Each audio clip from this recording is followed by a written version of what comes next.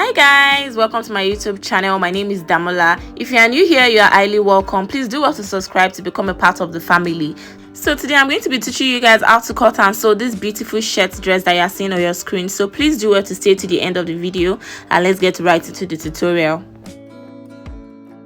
So the materials you'll be needing for this project are your tape measure, your scissors and your marker, the measurement you are working with, and definitely your fabric. I'm using about 2.5 yards of fabric for this project.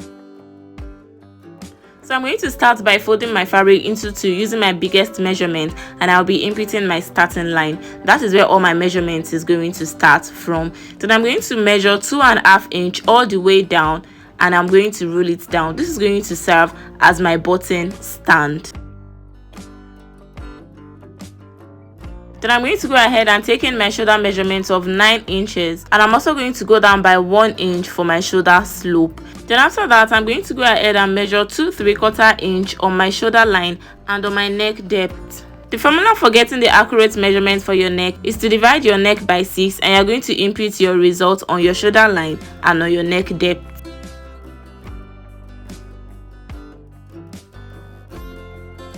So after that, you're going to go down from that 1 inch that you went down by for your shoulder slope. You're going to input your armhole measurement minus 1. So the armhole measurement I'm working with is 9, but I'm going to input 8 because I'm raising the back by 2 inches, which will automatically add to the armhole measurement. Now on that armhole line, I'm going to take my shoulder measurement again so that I'm going to have a straight line to connect. Then I'm going to go ahead and I'm going to input my bust measurement. Now we need to note that all our measurements are going to start after the 2.5 inch that we left for our button stand. Now I'm going to go ahead and find the midpoint of my armhole. I'm going to mark that, and from there I'm going to go in by 1 inch, and I'm going to be connecting my armhole curve. You can use your French curve for this, or you can use your freehand.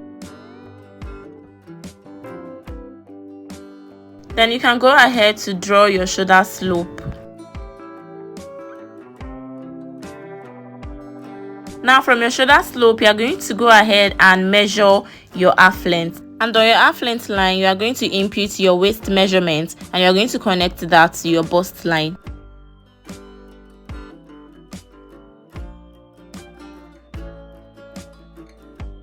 Now from my half length, I went down by 9 inches for my hip depth, and on my hip depth, I'm going to input my hip measurement, and I'm going to connect it to my half length. Now I'm going to measure whatever I have on my hip line, and I'm going to input it on the base of my dress, and I'm going to connect it all the way down. Now to give it some sort of shape at the side, I'm going to go up by 4 inches, and I'm going to curve it slightly back into the hem line. I'm very sorry, I didn't know it went out of camera. Now the last thing left for us is to add our sewing allowance. So I'm going to be inputting 1.5 inch sewing allowance on the bust line, on the waist line, and on the hip line, and I'll be connecting the 3, and I'll make sure to blend all the sharp edges.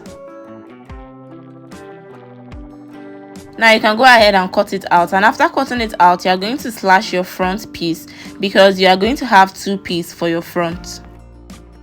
Now to cut your back piece, you are going to be placing your front bodice on the fabric that you folded for the back, and you are going to be leaving out the 2.5 inch that we left for our button stand on the front, because obviously your back does not need a button stand. And you are going to move your front bodice down slightly, just like you see me doing in the video, making sure you have at least 2 inches above your shoulder line. So I've gone ahead to cut off the excesses, and we're only left with the parts that we are working with.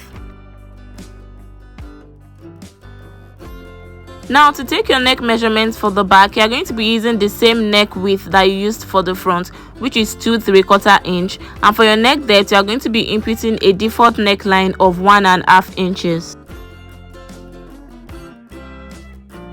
Then you can go ahead and cut it out. So this is basically just me checking if I have about 2 inches above my shoulder line. Now if you've done this correctly, you would notice that if you flip your back bodice over your front bodice and you measure your armhole, you are going to have your exact armhole measurement. So this is what the front and the back bodice looks like at the end of the day, and I'll be showing you guys how to sew it in my next video. I'll also be showing you guys how to cut the perfect collar for your shirt. So if you like this video, please do well to give this video a thumbs up, like, share, and also please subscribe, and don't forget to turn on the notification bell so you get notified whenever I post a new video. Thank you. Bye.